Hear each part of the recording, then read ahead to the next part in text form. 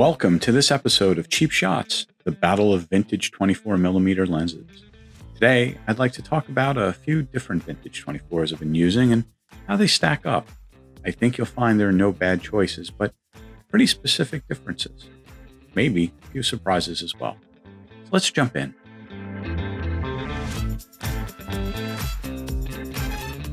A couple of quick points before we jump in. First, this is not a scientific test. I'm talking about how these lenses feel, and maybe we'll do a touch of pixel peeping. Second, adapters can make a big difference, and I'm using good ones that I'm very familiar with, but remember, even tiny variants can make a big difference, especially in the corners. And third, perhaps most important, individual copies of these lenses, especially ones that are 30, 40, even 50 years old, they can have a lot of variants. So your version may perform different. And if that's the case, great. Tell us all about it in the comment. Let's meet our contenders.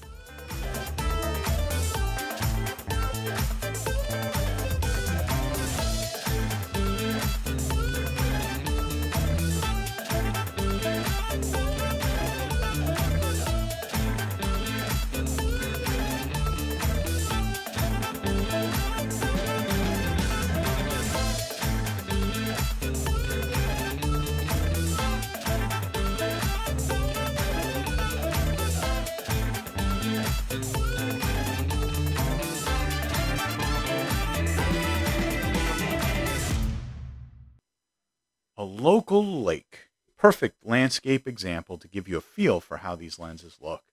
This first set pairs the newest lens, a Minolta Rokkor 24mm f2.8, against the oldest lens in the group, the screw mount Pentax Super Takumar. Let's start by looking at the Minolta.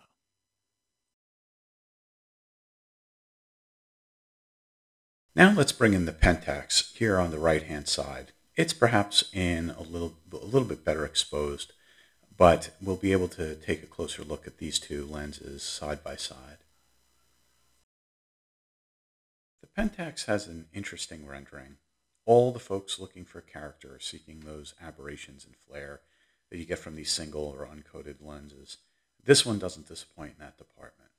Center, it really doesn't disappoint either. As you can see, it's very, very sharp in the center, plenty of detail.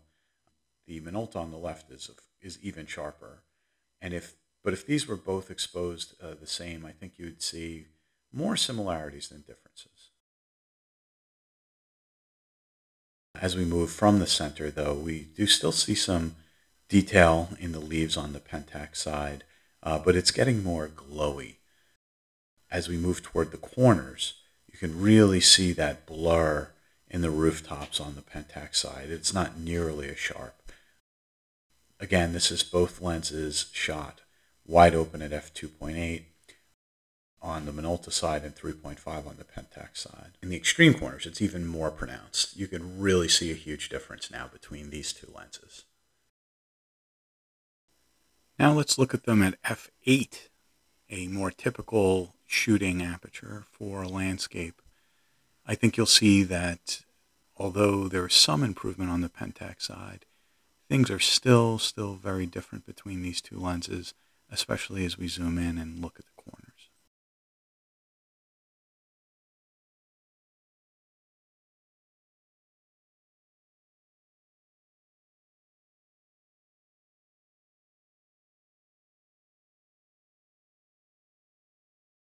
Now let's compare that Minolta, this time at f8, to the Olympus. Minolta is on the left, the Olympus is on the right. Both look very sharp. Both look great. The rendering, though, is a little bit different. The Olympus, very warm in its rendering, which is nice on skin tones, or perhaps if this scene was shot at sunset, I bet it would look even better. Zoomed in, you can see they're both very sharp at center. As we start to move over to the corners, you see a little interesting difference in the rendering.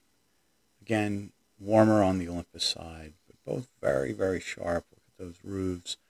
Hard for me to tell who's better. Maybe the Olympus a little bit better. As we enter the extreme corners, again, very, very hard to tell. Both very sharp.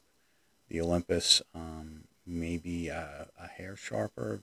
Hard to say. Very much a toss-up. Coming in from the opposite extreme edge, you could see the same.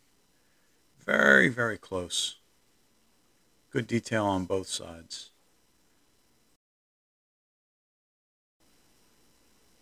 Now let's compare that Olympus. This time it's on the left-hand side. And on the right, I've got an old Vivitar 24mm manufactured by Tokina. Again, the exposure isn't exactly the same, so I wouldn't stake much on the contrast of the lenses. In the center, though, look how sharp that Tokina is. Very sharp lens on center. This is, again, at f8. As we move toward the edges, you still see good sharpness on both lenses. Very, very close. At f8, which is what we're looking at here, not a huge amount of difference. Now, what I will say is at wide open f2.8, the Vivitar is nowhere near as sharp as it is here. It definitely sharpens up quite a bit and gives that Olympus a run for its money, though I still think at the extreme corners, the Olympus is tough to beat. Now, let's look at those extreme corners, this time wide open.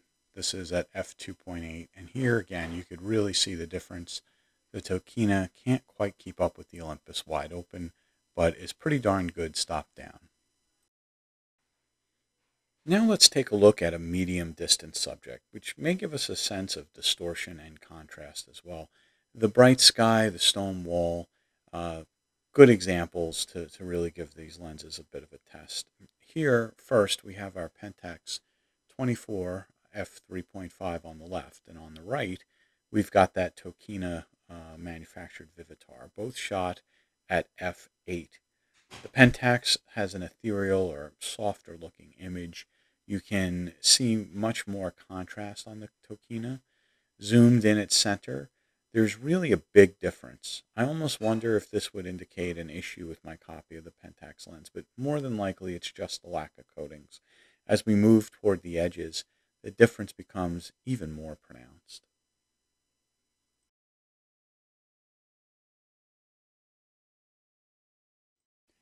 Now, we've got the Minolta on the right and the Olympus on the left. Both of these lenses are at f8. The Olympus is a bit glowy and glared with that warmer tone. Looking at the center, you can see plenty of detail, but I think the Minolta shows even more detail, especially in those distant objects. I'm talking about the tree trunk and the gravestones. As we move over to the corners, the Minolta looks great, and the Olympus does too. Maybe the Minolta has a little more contrast, but that could be the exposure differentiation. Again, if I had to, I would give the nod ever so slightly to the Minolta.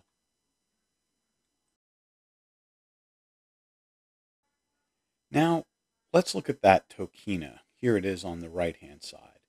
Comparing this to the Minolta on the left, and these are both at f8. Very close in the center of the frame at f8. Both near subjects and the background at hyperfocal distance look really good here. You've got those stripes in the flag showing up on both the Tokina and the Minolta. The Tokina may even be sharper in the center of the frame. I see good contrast in both of these, even all the way to the corners. The Tokina corners aren't terrible, and the Minolta is maybe just a bit sharper, though.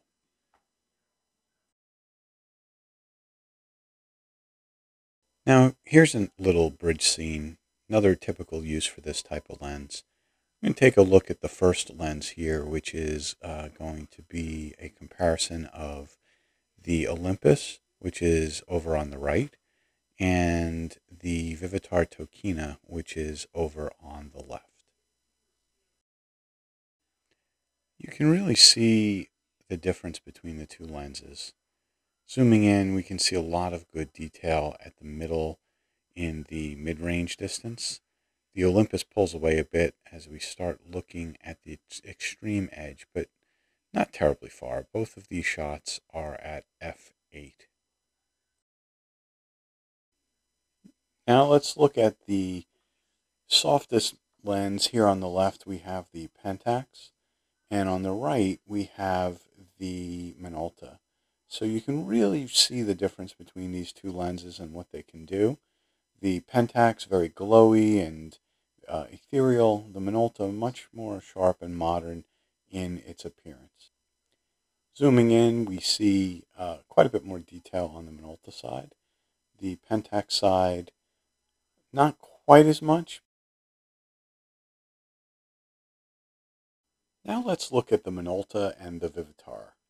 These, at least to me, have similar color to them, similar contrast. The Tokina is on the right.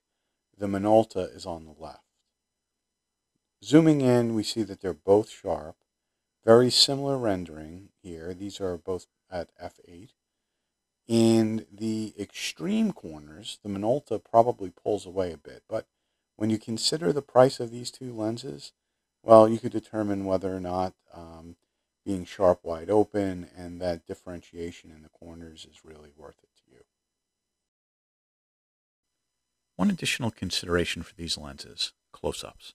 There are some 24s out there that give you a really great close-up image and still manage to get a fair amount of background into the shot. At wide apertures, you could even get a little bit of background blur and a great still life effect. Let's start with the Minolta at f2.8. We can look at the difference between 2.8 here and f8. Now back to 2.8. You can see that on center, close up, very nice at 2.8. And even as we go to f8, it becomes tack sharp and has even more field of view. This Minolta is the least close focusing of the batch. How much of a difference is there? Well, let's look at the most close focusing. In this case, it's the Tokina made Vivitar. It focuses just a few inches closer, but it really does make a pretty big difference. Now the Pentax 3.5. Remember, this lens suffered from a lot of glare outside. Inside, it has that dreamy quality in the bokeh compared to this Olympus, right? So you can see what the Olympus looks like. Both of these are at f8, and this is the Pentax. Big difference, nice. Olympus looks okay, of course, looks great, but the Pentax really has that dreamy, beautiful bokeh. Finally, let's look at the difference here between two lenses that have had great performance outside. The Minolta on the left and the Olympus on the right, both at f2.8. This really gives you a feel for the difference between these two lenses at minimum focal distance. So what is it about 24mm lenses that make them so attractive to photo enthusiasts? Well, there are a few things. First, they're the widest of the common wide angles that were available in years gone by, right? So that means that they're great for landscapes. And while there are some nice vintage lenses that go even wider, right, like 20mm, you may even find some 17mm, that can be found at somewhat reasonable prices. The 24 strikes a good balance between availability, price, and performance. 28s are much more common, and 35s can also be found pretty easily, but it's worth looking until you can throw one of these in your bag. Here's why. First, the wide angle is great for landscapes. We haven't introduced mega distortion yet, as you might find in a fisheye or 15, 16mm lens. Second, it's the widest field of view that I'm comfortable with shooting people at portrait distances, right? So your faces don't look too blown up and distorted at 24mm. The focal length really allows for some good environmental portraits where you can get your subject and enough of the background into view to really give a sense of what's going on in the scene. And third, you have a pretty close hyperfocal distance. And that just means that the distance between you and the point where the subject and background are all in focus, everything from that point beyond is in focus, isn't too far away. It's a little easier to achieve than in a 28, and that gives you some good from the hip shooting opportunities. And the fourth thing, right, these lenses compact. In many cases, they're small or even smaller than 50mm. Even the f2 varieties, I actually have one of those as well. Not that much bigger, and small enough that you could toss it into your pocket, even with an adapter attached. On APS-C cameras, very popular format.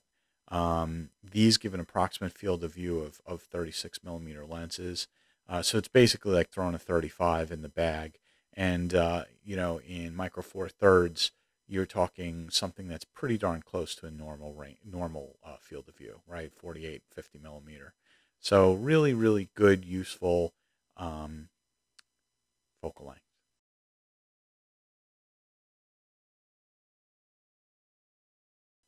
So what's the verdict? As is usually the case when we're looking at lens comparisons, it really depends on what you're looking for. Each of these has their strengths and weaknesses. Depending on what's most important to you, it might make sense to consider one over the other.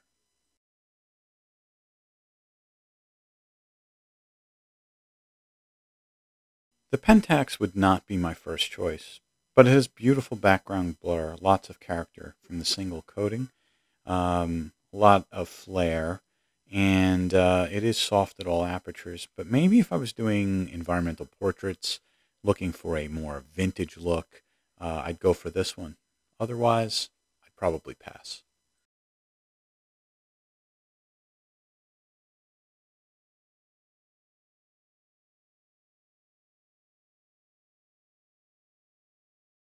The Vivitar branded Tokina is a pleasant surprise. It may in fact be the sharpest of the lenses in the center. The corners do sharpen up and chromatic aberration dissipates as the lens is stopped down.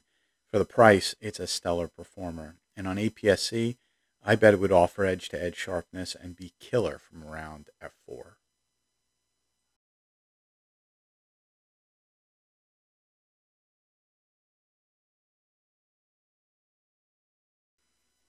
The Olympus is a real gem. It's a strong performer overall. Corners are sharp, even wide open, and very good stop down. Its best feature is its small size and weight, especially when compared to its performance. Its rendering's a little warm and perhaps a touch more flare prone, but if you're looking for something with some character but is still sharp, this is a great choice for both full frame and APS-C because it's so small.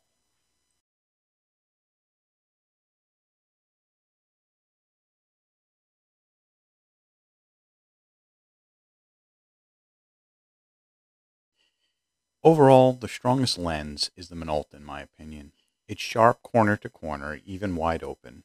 It has good contrast, and that's also wide open even on full frame. It seems to have the most updated coatings.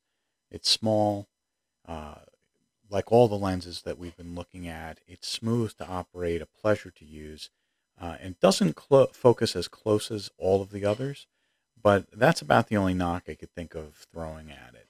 Maybe you could say it's too modern, or maybe you're looking for a lens with more defects to add character, or maybe it's out of your price range. I guess those are legit arguments, but other than that, this is a real solid winner and a great performing lens. Thank you for sticking it through to the end. I hope you found this comparison entertaining. Again, take it with a grain of salt. And most importantly, get out there and use whatever you've got. I picked up all of these lenses for cheap. All of them, under $50 each. But if you're looking on an online auction site or retailer, you'll probably pay a bit more, but that's okay. They're still super affordable compared to current lenses. And if you're shooting video or just enjoy the tactile feel of manual focus and the unique rendering of vintage lenses, don't wait. Pick one up. I'd love it if you used my affiliate link in the description. It supports my favorite charity. And don't forget, like and subscribe. Until next time, everybody out there, thanks so much. Keep on shooting.